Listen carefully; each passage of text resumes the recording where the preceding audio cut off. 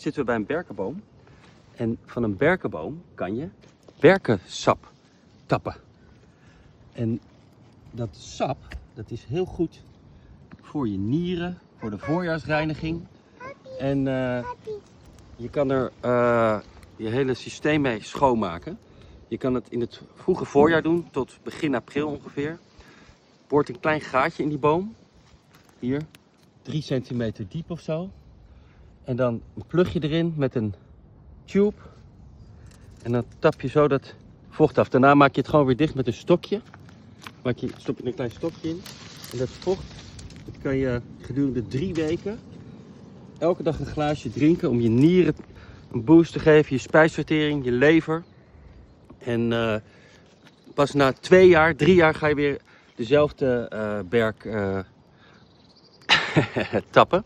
Het is goed voor je huid, voor je haar. Berkensap. Ja, berkensap. Berkensap.